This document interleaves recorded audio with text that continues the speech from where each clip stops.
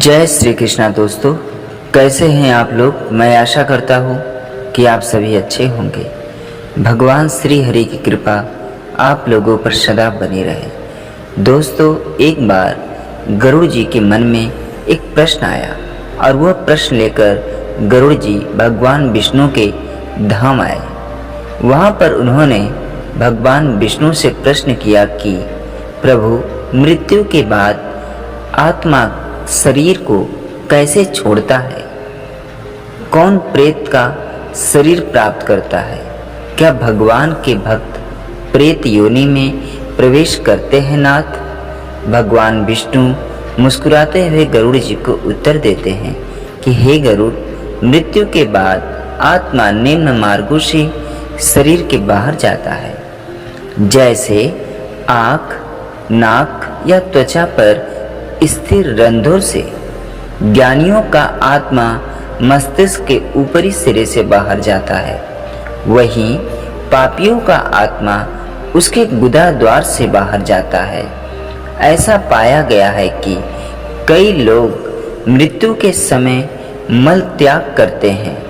यह आत्मा को शरीर से बाहर निकलने के मार्ग हैं। शरीर को त्यागने के बाद सूक्ष्म शरीर घर के अंदर कई दिनों तक रहता है।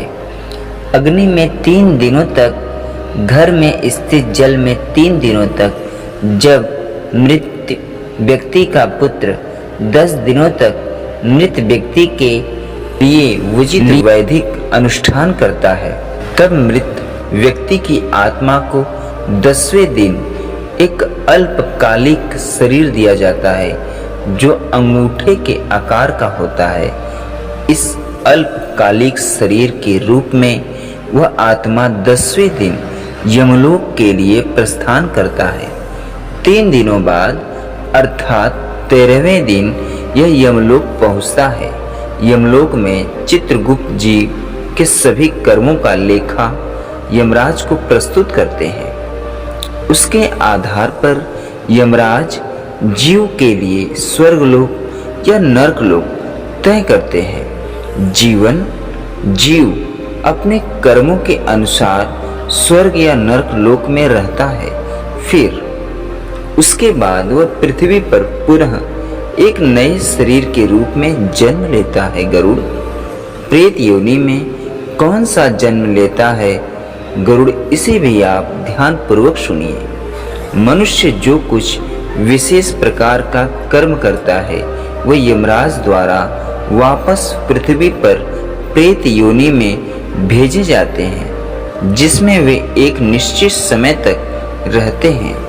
निम्न प्रकार के कर्म करने वाले लोग प्रेत योनि प्राप्त करते हैं, जैसे कि विवाह के बाहर किसी से शारीरिक संबंध बनाना, धोखाधड़ी या किसी की संपत्ति हड़प करना, आत्महत्या करना, अकाल मृत्यु जैसे किसी जानवर द्वारा या किसी दुर्घटना में मारा जाना आदि।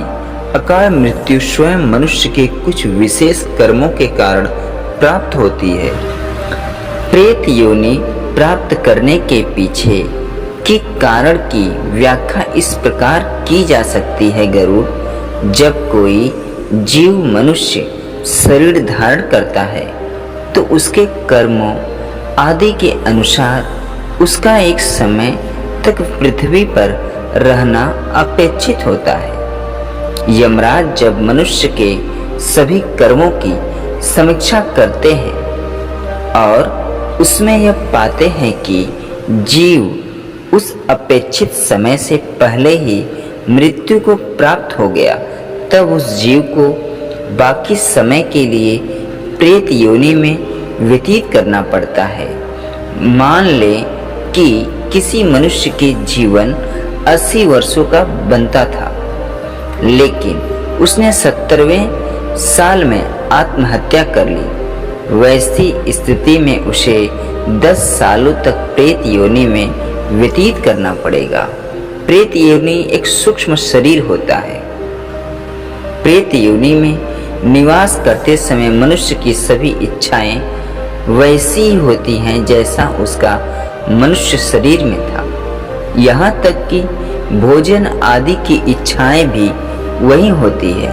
प्रेत योनि में वह सभी कुछ करना चाहता है लेकिन कर नहीं पाता, क्योंकि उसके पास भौतिक शरीर नहीं होता। इसलिए अगर मनुष्य के रूप में उसकी कई इच्छाएं अपूर्ण रह गई हो तो प्रेत योनि में उस मनुष्य को अपनी इच्छाएं पूरी नहीं होने की पीड़ा झेलनी पड़ती है। जब प्रेत योनि में उसका समय समाप्त होता है गरुड़, तब जितना कि मनुष्य के शरीर में उसे पृथ्वी पर रहना था, तब उस आत्मा को नया शरीर प्राप्त होता है। इसलिए मनुष्य को कभी भी आत्महत्या जैसा कर्म नहीं करना चाहिए। यह तो आत्महत्या के संदर्भ में था, लेकिन कुछ दूसरे पाप करने वाले भी प्रेत योनि में जाते हैं। उनका प्रेत योनि में रहने का समय उनके पाप के अनुसार होता है। जो ज्यादा पाप करते हैं वो लंबे समय तक प्रेत योनि में रहते हैं, जहां वे अपनी इच्छाओं को पूरी करने के लिए तड़पते हैं। भगवान के भक्तों का क्या होता है प्रभु? तब भगवान श्री हरि विष्णु मुस्कुराते हैं और कहते हैं, सुनो भक्त, भगवान के भक्तों को मृत्यु के बाद किसी प्रकार की यातना नहीं झेलनी पड़ती। भगवान के भक्त को यमराज के दूत नहीं बल्कि भगवान के अपने दूत लेने आते हैं। भगवान के दूत उस जीवात्मा की घर के बाहर प्रतीक्षा करते हैं और बहुत आदर के साथ, सम्मान के साथ भगवान के धाम लेकर जाते हैं, जहां वह जन्म और बंधनों से मुक्त अलौकिक जीवन जीता है। भगवान ने श्रीमद् भगवत गीता में यह वचन दिया है, कौन्तेय प्रति जानहि न में भक्त परतसी। हे अर्जुन, मेरे भक्त का कभी पतन नहीं होता। महाभारत में एक कथा का उल्लेख है कि अभिमन्यु की मृत्यु के बाद अर्जुन दुखी होकर विलाप करने लगे। अर्जुन के महाविलाप को देखकर भगवान श्री कृष्ण अर्जुन को लेकर स्वर्ग पहुंचे। स्वर्ग में अर्जुन और अभिमन्यु में मुलाकात हुई तो अर्जुन भावुक हो उठे और पुत्र पुत्र कहते हुए अभिमन्यु से जा लिपटे। तब अभिमन्यु ने अर्जुन की इस दशा को देखकर कहा कि आप एक जन्म में मेरे पिता बने हैं और मेरी मृत्यु पर इस तरह व्याकुल हो रहे हैं, जबकि मैं कई जन्मों तक आपका पिता रहा और रह चुका हूँ, लेकिन मैं तो तुम्हारी मृत्यु पर ऐसा व्याकुल नहीं हुआ था।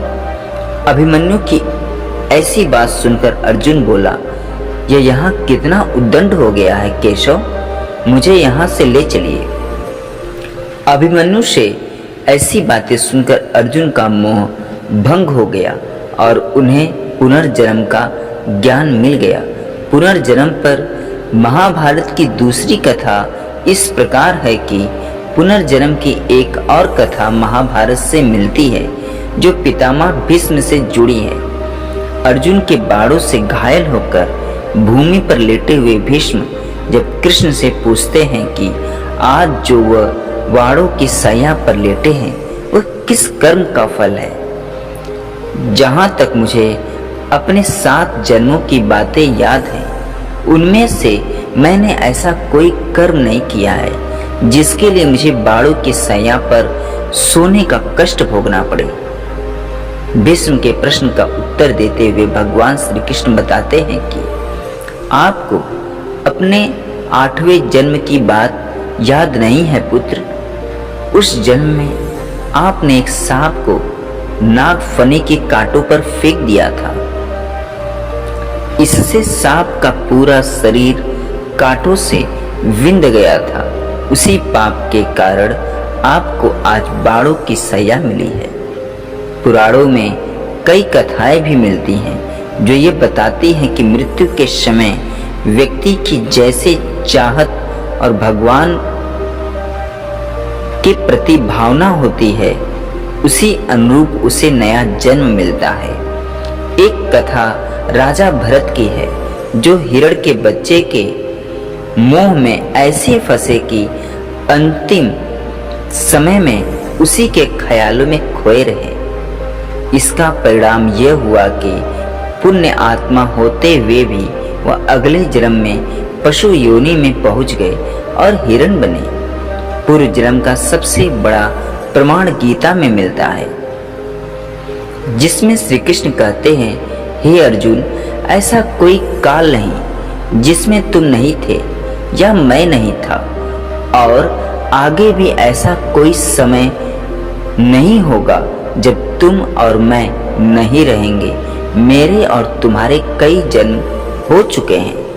मुझे अपने बीते हुए सभी जन्मों का ज्ञान है और तुम्हें नहीं, क्योंकि तुम नर हो और मैं नारायण। इसलिए हे अर्जुन, जीवन और मृत्यु के मोह में मत उलझो, अपना कर्म करो। शस्त्र उठाओ अर्जुन, शस्त्र उठाओ। जैसे मनुष्य वस्त्र बदलता है अर्जुन, वैसे ही आत्मा एक शरीर को छोड़कर दूसरे शरीर में प्रवेश कर जाती है, यानी नया शरीर धारण कर लेती है। आपको पता होना चाहिए कि न केवल हिंदू धर्म में बल्कि बौद्ध धर्म में, जैन धर्म और सिख धर्म में भी पुनर्जन्म पर विश्वास किया जाता है। इसके साथ साथ मिस्र और ग्रीक की प्राचीन संस्कृतियां भी पुनर्जन्म के सिद्धांत पर विश्वास करती है। वैदिक शास्त्रों में बताया गया है कि अधिकांश समय पुनर्जन्म मनुष्य के रूप में ही होता है, लेकिन पूर्व जन्म में किए गए कर्मों के अनुसार व्यक्ति को जानवर या पेड़ पौधों का रूप भी मिल सकता है। सामान्य रूप से एक ही लिंग के 3 जन्म प्राप्त होते हैं। इसके साथ पुनर्जन्म में अच्छे कर्म करने से पूर्व जन्म में किए गए बुरे कर्म समाप्त हो जाते हैं, लेकिन बुरे कर्मों के लिए कष्ट तो भोगना ही पड़ता है और अच्छे कर्मों से सुख की प्राप्ति होती है। आपको यह भी बात बता दे कि मृत्यु के तुरंत बाद अगला जन्म नहीं मिलता, बल्कि एक व्यक्ति की आत्मा 7 स्तरों से गुजरती है और कर्मों के अनुसार उचित परिस्थितियां जब निर्मित होती हैं, तब मनुष्य रूप में दोबारा जन्म मिलता है। इसके साथ श्रीमद् भगवत गीता में भी बताया गया है कि केवल मनुष्य को ही मोक्ष की प्राप्ति होती है। आत्मा 8,04,000 योनियों की यात्रा मानव शरीर धारण करती है, अतः मोक्ष ही हमारे जीवन का अंतिम लक्ष्य है। दोस्तों, आज के लिए बस इतना ही। दोस्तों, मैं आशा करता हूँ कि वीडियो आप लोगों को अच्छी लगी होगी।